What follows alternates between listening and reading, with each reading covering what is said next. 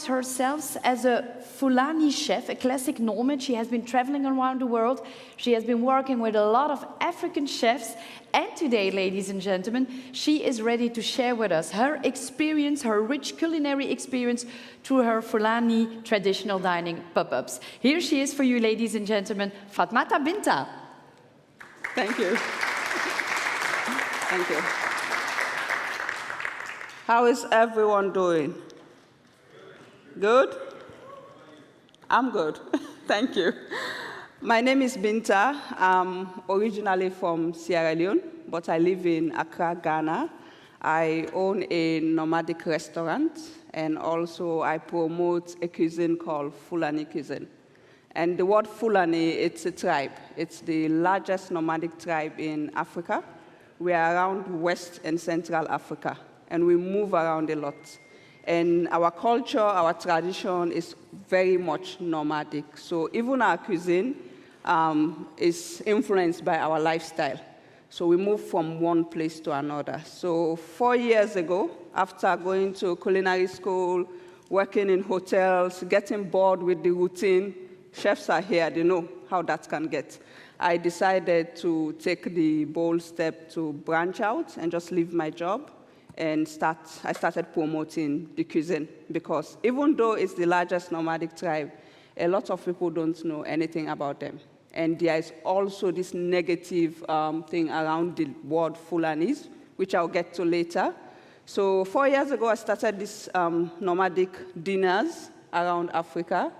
What we do is that we try to promote culture through dining experiences. So Fulanis, they are nomads. They move around a lot, and that has like a huge influence in our lifestyle, also our cuisine. Most of our ingredients are sun-dried because we are always on the go. We move from one place to another. So when I started this journey, I wanted it to be very much rooted into the culture and the traditions. I started traveling across Africa. I'll go from one community to another. I'll cook with the locals, document these recipes, and then I'll go back to Accra, where I'm based, and I'll host dinners inspired by these different communities. And when I say different, because Africa is huge, you have them spread out all over Africa. So, for example, I'll host a dinner inspired by Ghana, a dinner inspired by Nigeria, or Mali, or Guinea, or Senegal, because they are everywhere. So we've been doing that for 4 years, and we promote tradition. So when you come to my dinners, you don't get to sit on the table and eat with fork and knife like we were doing last night. No, you sit on the floor, and then you eat with your hands. We have a whole traditional ceremony you go to, so it's an experience. So we've been doing that, and also because I love African food so much and the ingredients, and a lot of people don't know about all the amazing ingredients we have in Africa, I started promoting these ingredients, the superfoods, on my menu, which I'll pass around because I want you guys to see it. This is millet, which is a superfood. It's an ancient grain, and it has been around for long. Very healthy. And we also have fonio, which I'm going to do for you today, which is also an ancient grain. This has been around for like 7,000 years. Gluten-free, very healthy, and it's easy to grow. So when you think about sustainability, our planet, this is the grain. And I think if you're thinking also about food security, this is the way to go. Because this grain you can harvest within 8 to 12 weeks upon harvest, and you need very little water to sustain it. So I'll have this passed around. And I have something called dawa dawa, which is African locust bean. Has a very funky smell. I noticed there were flies around just now. So this also, it's a flavoring ingredient. And then you have moringa, which is also a superfood from Africa. So all these ingredients are from Ghana, locally grown. Can we pass these around before I continue? Let's go.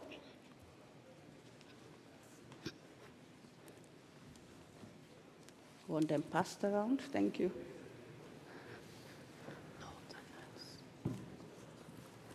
It's important we understand our ingredients. Pass them around. Calabash, which is a sustainable utensil. Thank you. I call it the fruit that is not edible. It comes from a fruit. Pass it around. Thank you.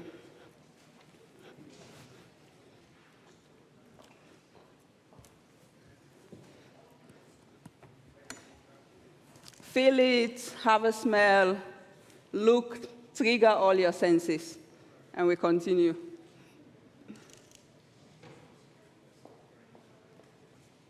I would need questions later, so that's why I want this to go around. And what you have there, we have juices passing around. That's tamarind, which we are all familiar with, but this is our way we do it in Ghana. It's tamarind and star anise. I'm actually giving my recipes out. Joris, I hope you're not listening. Tamarind, star anise, vanilla essence, and sugar, a little bit. What do you think? Good? Thank you. Thank you. Yeah, so as I was telling you about Fulani Cuisine and Tribe, the one thing I want to share, and the reason why I share more about the cuisine is not just about the tribe and the people or all the conversations that are going around this nomadic tribe, but also they have a very sustainable way of living. Because even our homes can be dismantled. So because we are always on the go, we are minimalist people. And that also reflects on our cuisine. So most of our ingredients, we don't waste. If you think about food waste, it's something we are very big on. We try to preserve a lot of our ingredients. There's a misconception because we rear cattle for a living. When we slaughter, we sell most of the meat to locals, and then we feed on the offals, because that's our way also of not letting things go to waste and also preserving it. So most time we'll sun dry all our ingredients, including beef, and then once it's time for us to move from one community to another, we take that on the go. So I believe there is so much to learn from this tribe when it comes to living sustainably, preserving, and just cutting down on a lot of things that we are talking about a lot. Most of the conferences we are having now is about issues that are affecting our planet. So I'm a big believer in that. I am going to create a bowl of salad now using fonio, which is the ancient grain I'm telling you about. It's gluten-free, and I feel like if we are going to focus on food security in general, this is the way to go. This grain is the solution. One of the people that is in front promoting this is Chef Pierre Chem, and I decided to jump on this wagon because I have a first-hand experience in this. 15 years, 20 years, I experienced civil war in Sierra Leone, and I had to move to my ancestral home in Guinea-Conakry, where my family is from. And we were so many. I come from a large family. I'm talking 500 cousins, no joke, like first cousins, yeah. And we moved into this small village. Rice couldn't sustain us. We were too many, and the food was too little. So my grandmother owns a farm, and we decided to start growing this super grain. And it sustained us all that time we were there. And we were there for like 2 years. So for me, that's why I decided to lend my voice in this, because I know how powerful this grain is. So I'm going to create a bowl of salad using local ingredients, and then I'll have it passed around. If you have any questions, please feel free to shoot me. Let's get cooking.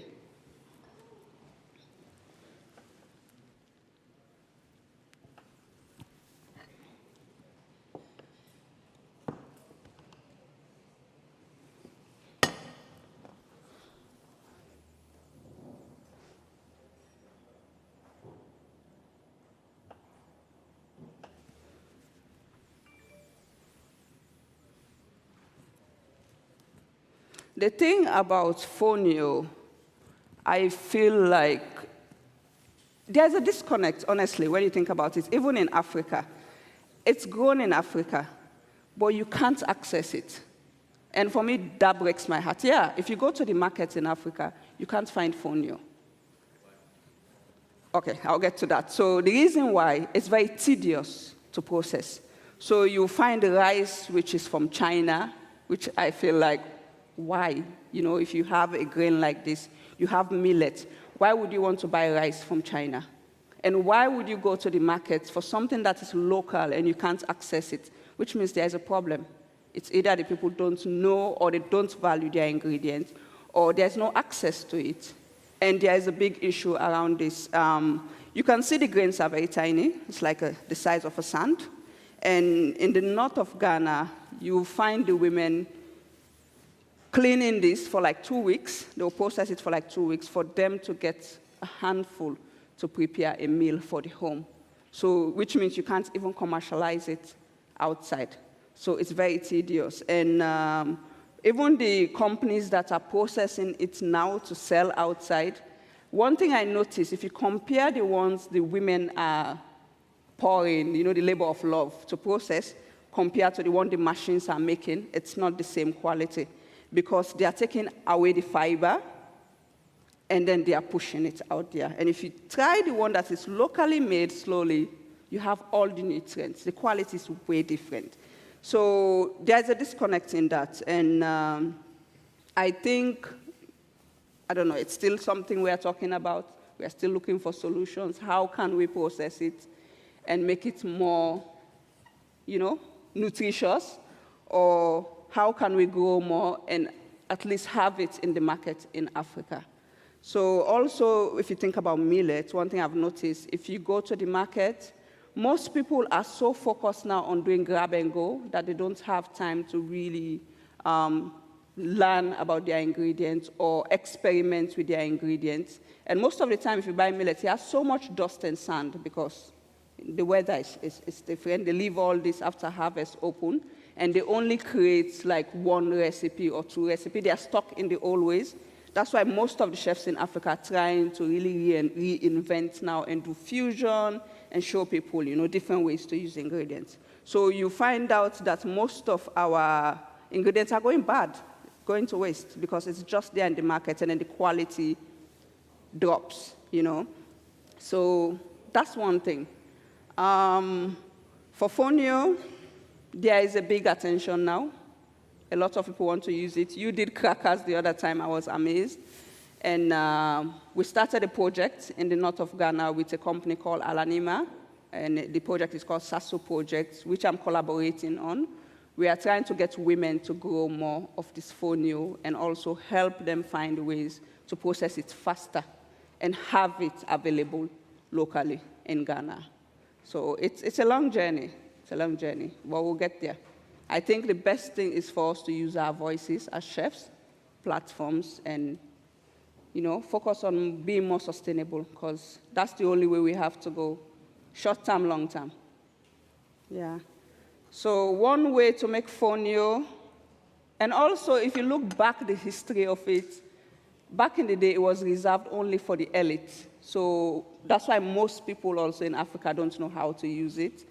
It's new to them, even though it's old. It's like 7,000 years. But how come people still don't know how to prepare different things?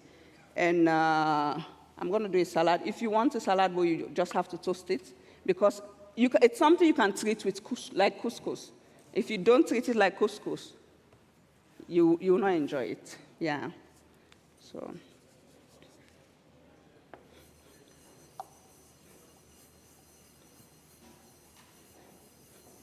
You toast and toast until it's warm.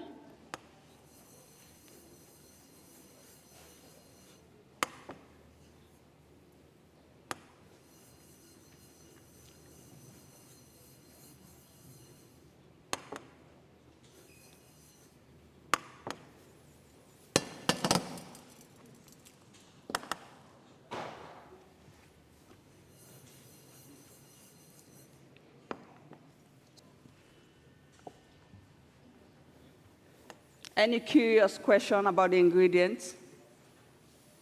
No? You're coming.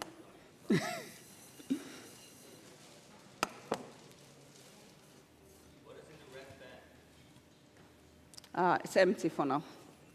I was trying to do the fonio.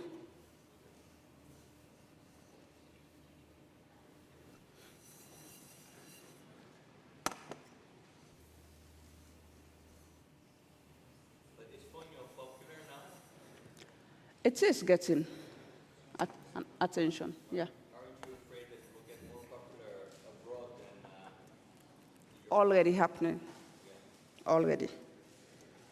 Even for the case with dawa dawa, I feel like all our ingredients are getting more attention outside, and people are willing to experience it outside than back home, because we have a culture of just cooking at home, and we are not adventurous when it comes to food, and I think it's a human thing. We're just not, we stick to what we know.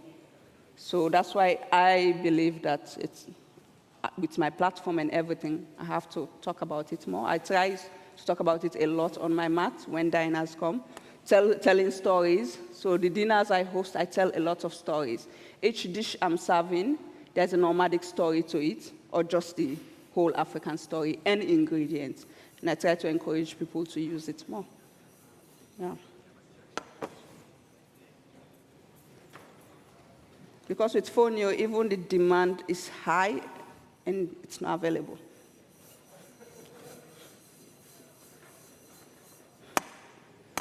So you toast this until it's warm, and then you add water as you go, bit by bit, steam it, blast it in a chiller, cool it down, and then you use it for salad. So I'm going to build you the salad now because I have fonio already prepared.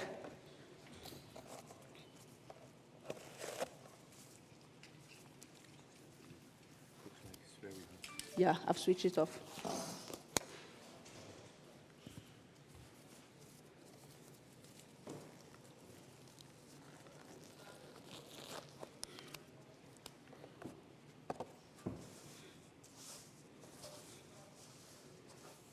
There are so many ways you can use this. You can do a paella.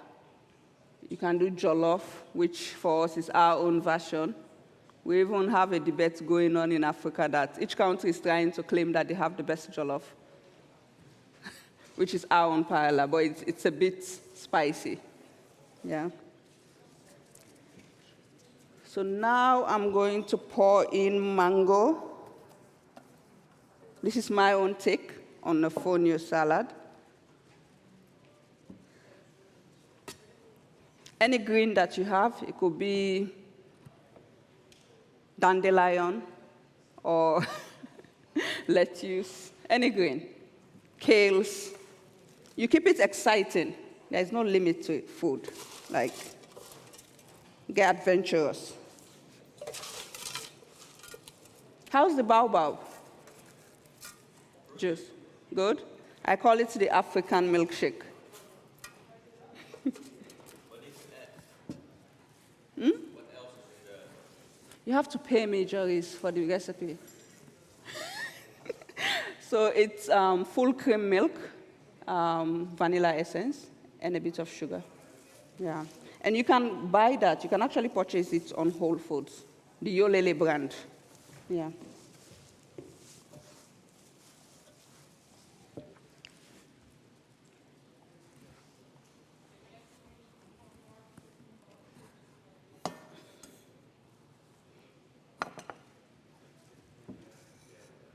I'm going to toast our cashew nuts.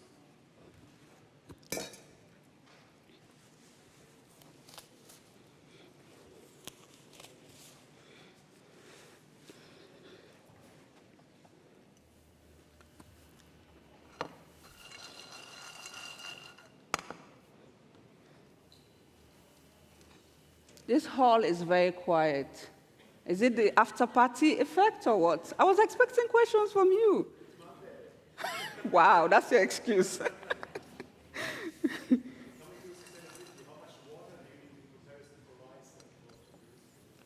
For what? The fonio? Really, there is no proportion. You just, like I always say, our recipes in Africa, you have to listen to your ancestors to get it right. If you feel it's time to stop, you stop. It's really about just treating it as a couscous, but going slow as you go. No, I mean for producing it. So For producing, for producing, very so growing little. it. Do you have any numbers in comparison to No. normal rice and all this? I don't. Because this is in the fun part when you're getting into it. So like, hey, what do you really need as a farmer? How can you get there? The sustainability run, and how you can lower your cost and don't waste time in pesticides. I think. Encourage you to do. This book right here, the reason why I displayed it, it has all the answers for Fonio. I'm going to pass it around. Perfect. It has every question you need to know, everything. So can you help me? I have legs.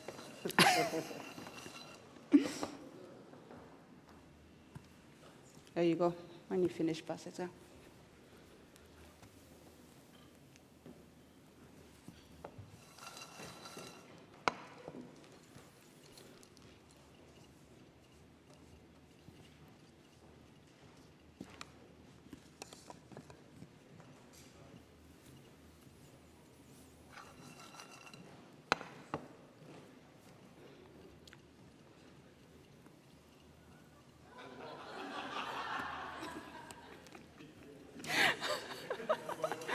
That's good.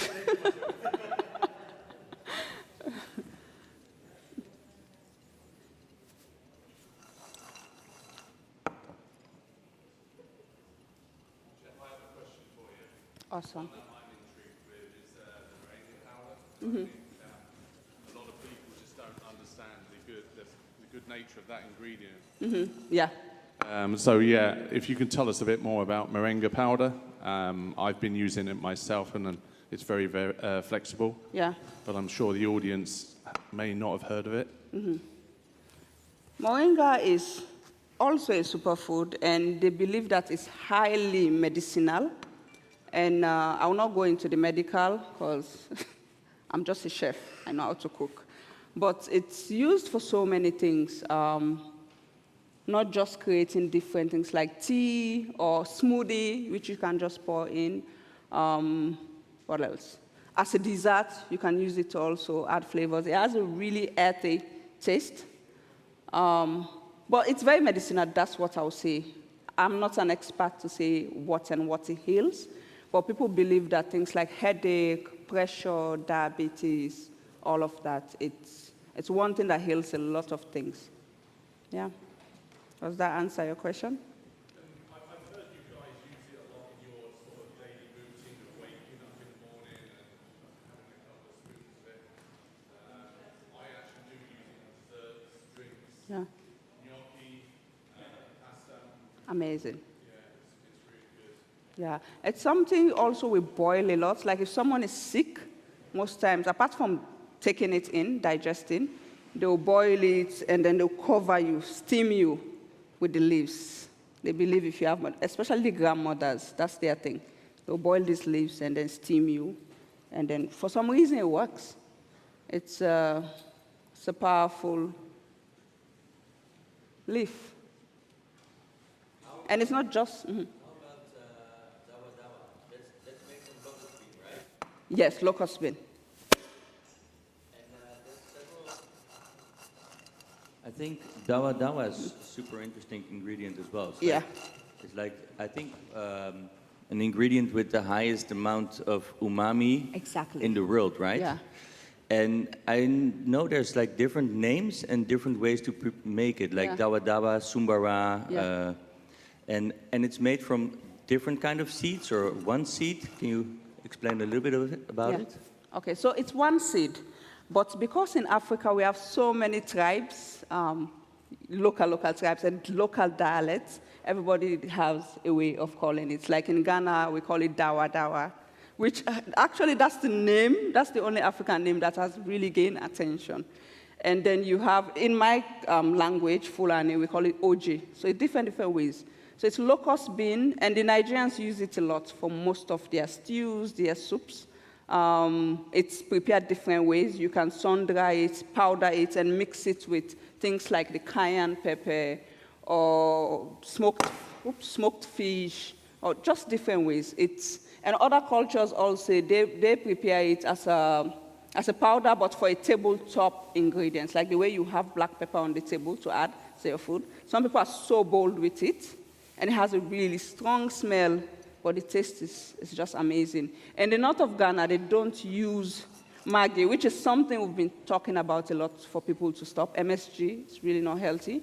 And in Ghana, for the north, and even Guinea, Mali, Senegal, like the rural areas, because also I think they don't have access to all these things we consider luxury. This is how they flavor their food. And they have the best food. I remember I went to Tamale, which is in Ghana. Sometimes I go there for inspiration for my recipes. I'll just travel in the rural areas and explore ingredients. And I was eating a lot during that time. Came back to Accra, and I thought I was sick because everything I was tasting was super salty. Because you know, chefs, sometimes we don't cook at home. We are too busy. And when I order a food, it was too salty for me, and I was worried, like, am I sick? But then it hit me that it's because my palate has readjusted to what I was eating in the north. It's an amazing, amazing ingredient. It's still not out there yet, but it's really good. I can't wait to see what you come up with. We actually just put it So you actually use it as a flavor maker, right? Yeah, exactly. In anything. In anything. It's like the authentic Maggi. Like, exactly. Yeah. Yeah, it's amazing. It's such a the smell of it is really, really funky. Funky. I don't like to say terrible. Yeah. Most people say, "Oh, it's terrible." I'm like, "It's funky." But if I go to an African shop, I can buy all these different shapes, like triangles or rounds. Exactly. Or just the plain seeds, which I have here actually, the plain ones. You also try that one. But it's made from only locust beans or also oil beans and melon seeds and stuff like that, right? Not much. I've seen someone try the oil, but it's not much. Yeah, okay. It's still untouched. Okay. I consider it an untouched ingredient.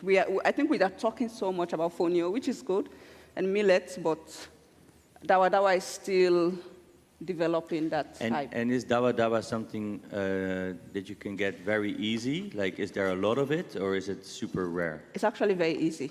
Okay. Like, you can just walk into the market in Ghana and... So it wouldn't be a problem when it becomes popular abroad? Kind of. But the harvest also, I think it's growing a lot. I don't think there will be a problem compared to fonio and other things. There won't be, because it's this big tree that produces so much. And it has a fruit, by the way, before the seed. So most people will either make juices. The texture is exactly like the baobab, exactly. And the taste also, it's similar. Cool. Yeah.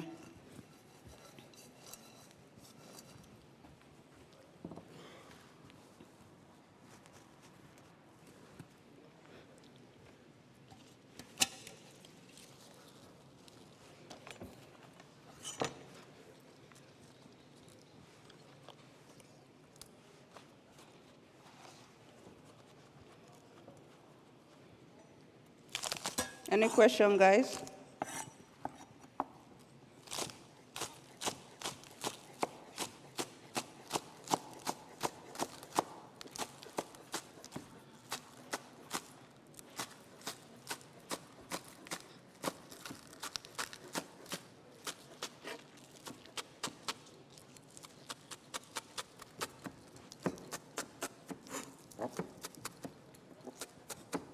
I'll talk to you, chef.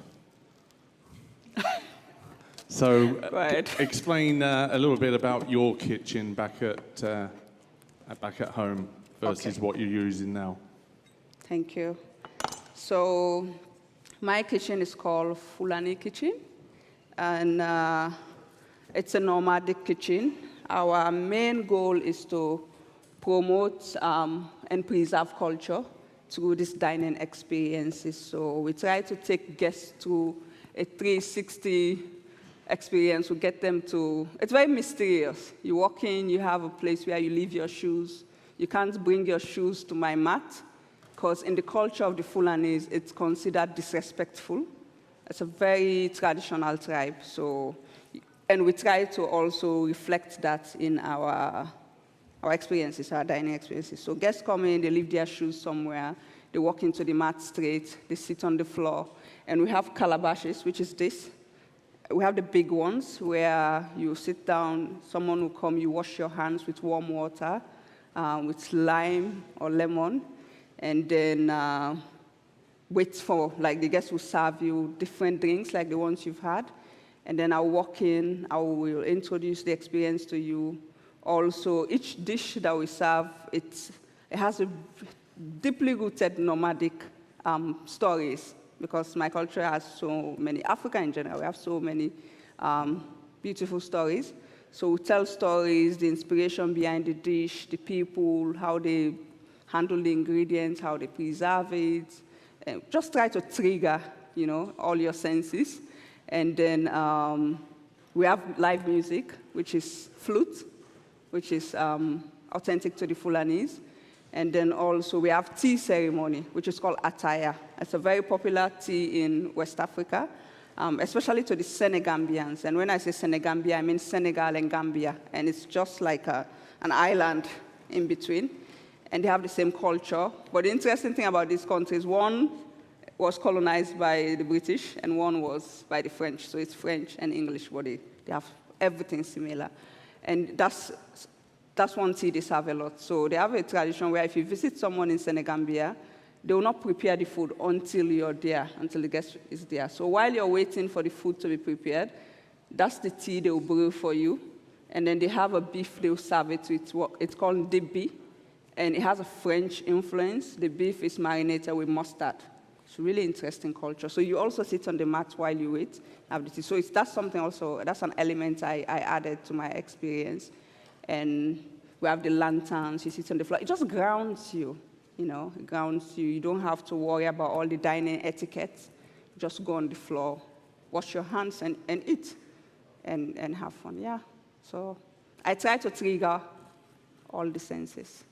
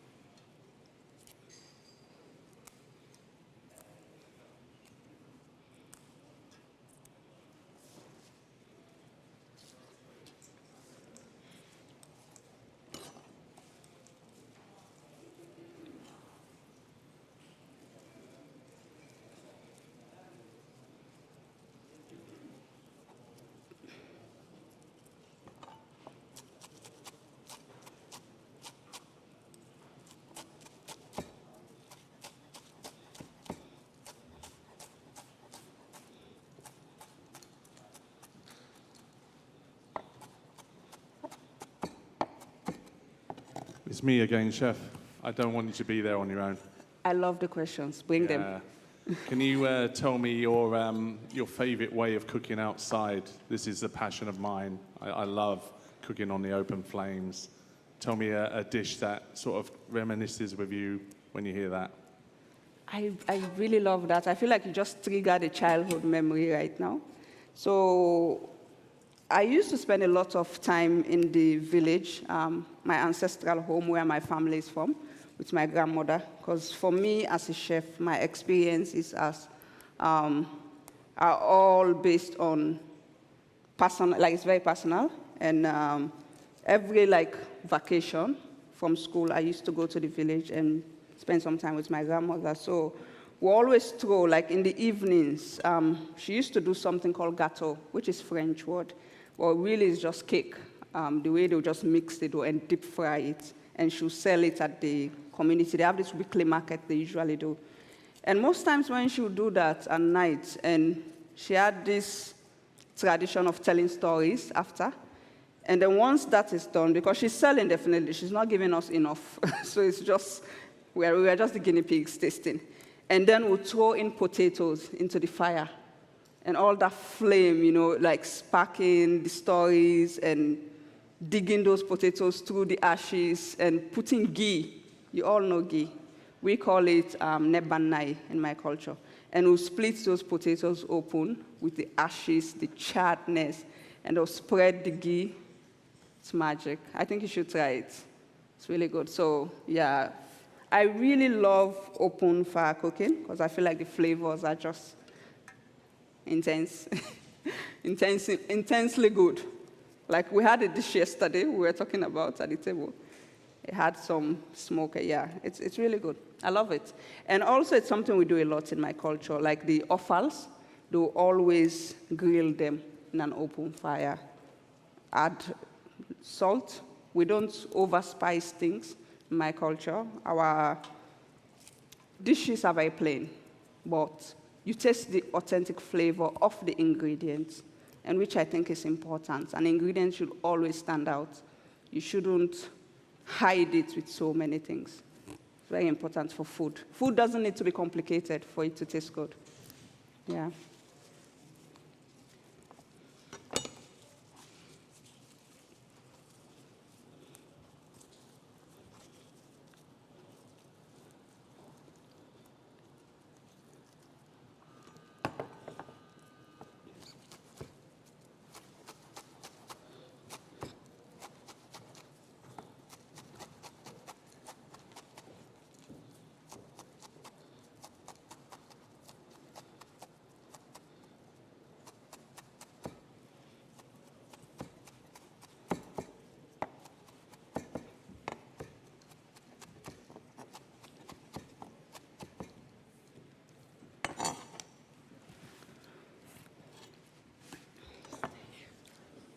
Come on, there must be some other voices out here.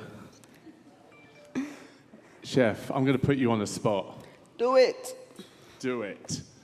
What was, only two, what was your favorite 2 courses from last night? Oh, God.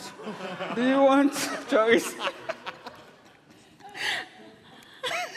I do remember Harry met do. Sally moment on one of the courses. I'll tell you. That cabbage, that was so good. And I had it in 2019, remember? As soon as I tried it, I was like, I've had it at his restaurant, at Will's. And then also the first course, the one that had the smoke, I don't know what that was. What was what? It was so good. And the cheese dessert, the pre-dessert before the main dessert. That was magic. So 3. Everything else was good, but I'll never forget those 3. Chef, can you talk a little bit about your cheese making tradition? Yes, it's a very good one. So, like I tell you, my culture, we are cattlemen, and okay, I have to touch that other topic. In Africa, they would call them herdsmen. So, and we rear cattle for a living. So most times when we slaughter, we do offers, all that interesting thing we do. But also we make cheese. We use a lot of the milk. Once we do the milking in the morning, we have like buckets of this milk, and we either make ghee from it, but also cheese called wagashi, which is, it's in Ghana, that's how we call it. It's local cheese. And we'll sell it to the local market. And that's the only tribe. It's either the Fulanis or Hausa, which is also close to we share so much in common. And we kind of take this milk, ferment it, mix it with leaves, that is called the African spinach, and then we boil it down, and we have baskets that we use to form this cheese. I actually have videos of this on my page, in case you want to see the process. And on my menu, I have a way of doing it with spices called suya, which is a collection of different spices found locally in Ghana. We'll blend it up with groundnut. I have a sample here. Unfortunately, I've given it to, fortunately, I've given it to Joris, and we'll mix it up with honey and oil and marinate this cheese and put it on the grill. Oh my God, it is very, very, very good. You taste something similar to it that I did with plantains. So we call it waga cheese, it's a local cheese.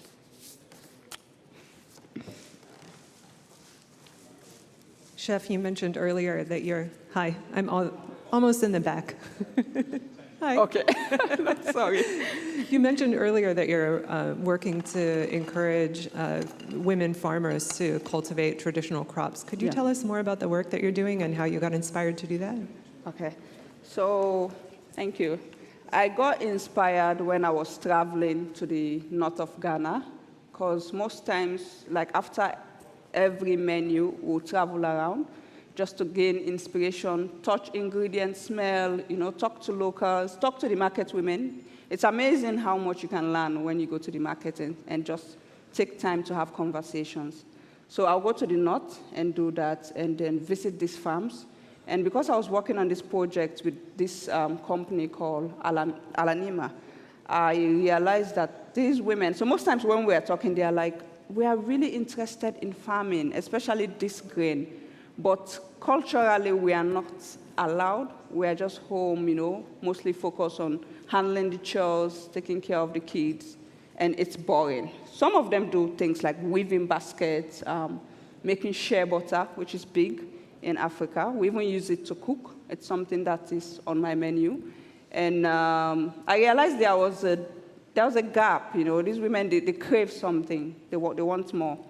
So I spoke to the company, and I was like, I think we should add this initiative, trying to recruit female farmers. So talk to them, register them, and have them be on board. So they joined the program in the north of Ghana. It's called Cherepone. And then they'll grow fonio, they'll process it. They go through the traditional way of handling it. It's a slow process, but it's something we've been doing. And a year ago, during the COVID pandemic, I started working with a university in Spain. So they were doing a case study on my kitchen, mostly to find solutions for post-COVID in terms of how my restaurant is going to bounce back. Because, COVID affected the hospitality industry so much, and especially for my concept that is focused on intimate dining. And now we are talking about social distancing. So the university had to step in to come up with solutions. So while we were talking, I got inspired in so many ways. I decided to register this foundation called Fulani Kitchen Foundation, where our main goal that we're working on now is to create space for these women to grow their own crops, to grow fonio that will go out there, and also have a fair price. Like, I feel like farmers are not being rewarded enough for what they are doing. They put in so much work. They don't know even how that work, like the value of it. They don't see the impact at all. They just do the hard labor, deliver, and that's it. And they take little money for it. So the main aim is for us to really fix that. The value chain, it has to be proper. So that's something I'm working on. And I'm going, after this trip, after Amsterdam, I'm going to Madrid to meet with the students at the school so that they can come, because they're coming to Ghana to really help implement these strategies. So yeah, it's a journey I'm still on, and it fulfills me so much. Yeah.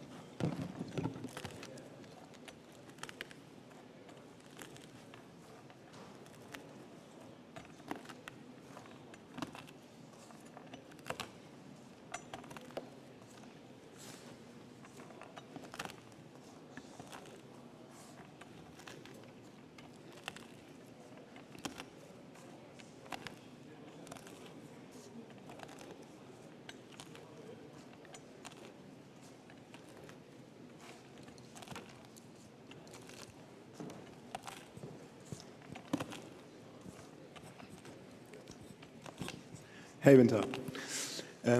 we're very lucky to have you here, so it's always cool to get all the spices, ingredients, and new flavors out of Ghana to here. But what get you asked when you bring things back?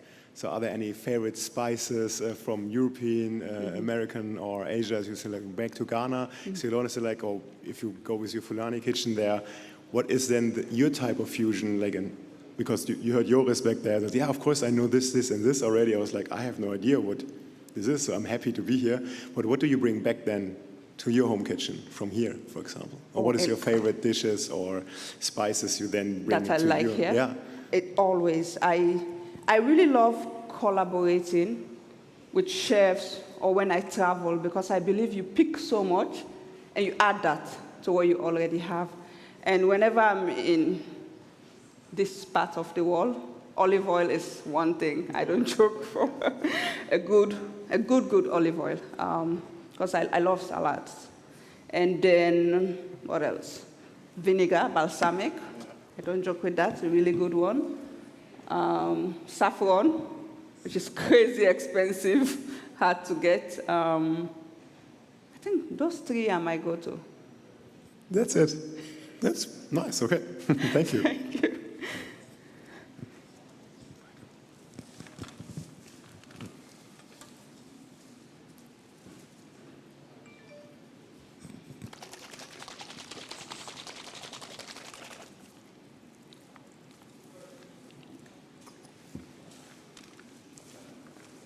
So this is almost ready to go around.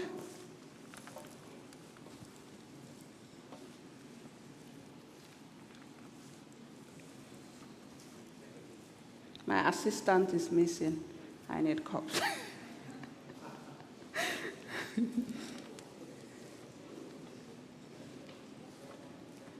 Awesome. Yes, thank you.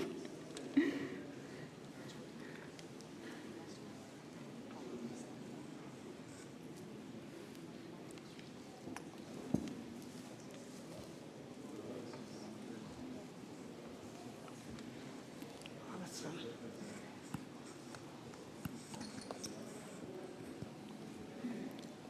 I need spoon from them or fork. She just disappeared. Yeah.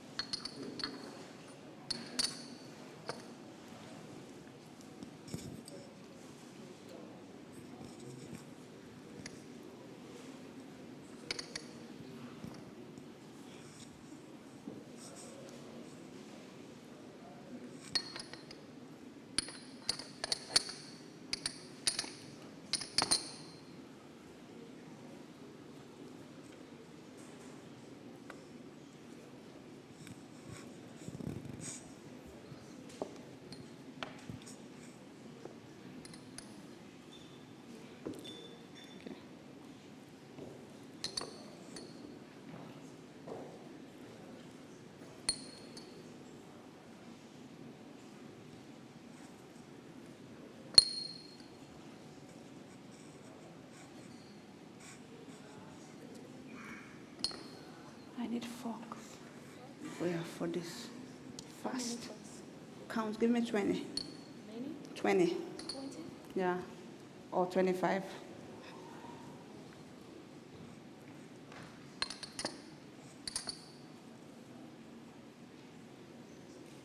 In case you want to experiment with this particular ingredient, look up a brand called Yolele online, or Sasu Fonio. It's a really good grain. It's gluten-free, I think. It's worth it.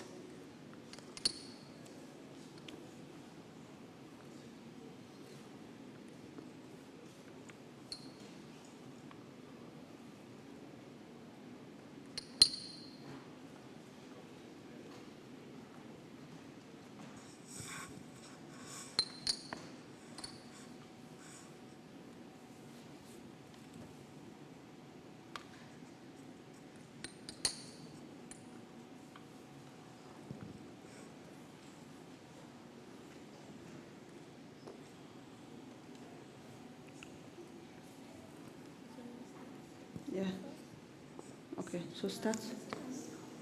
No, you go around, you give everybody one. So take it with you and then serve it. I'll do the other. Take this.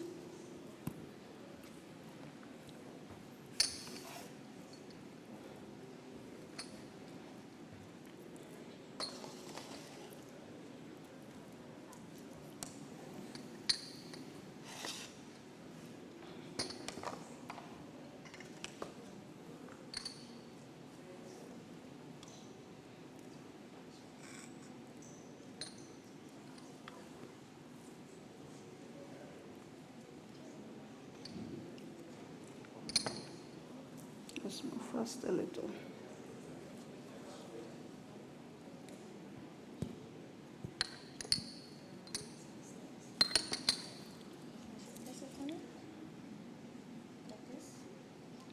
Okay.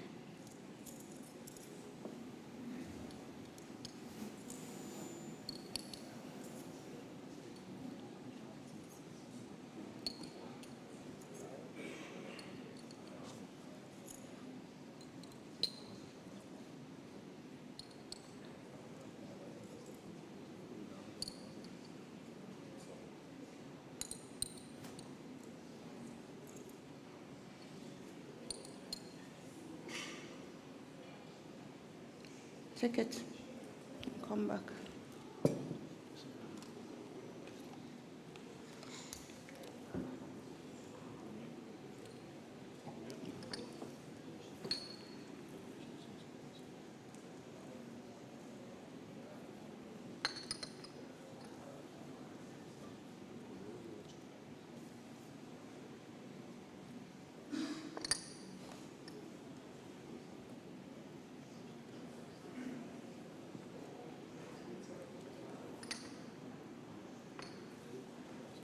You can take the knife here.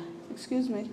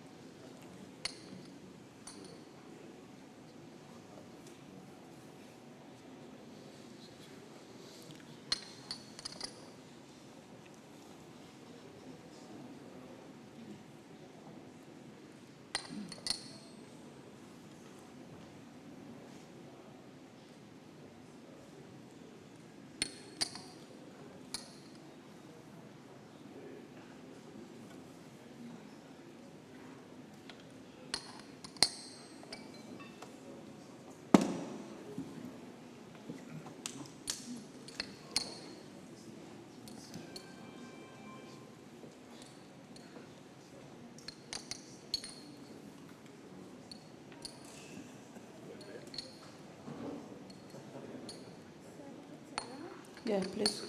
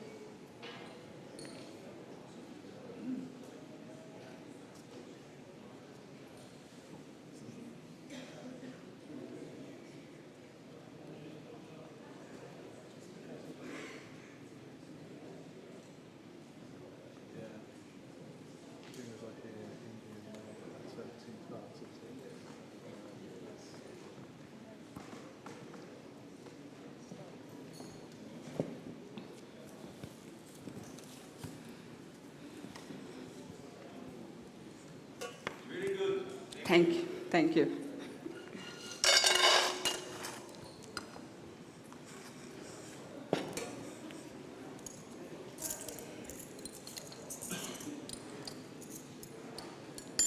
Binta.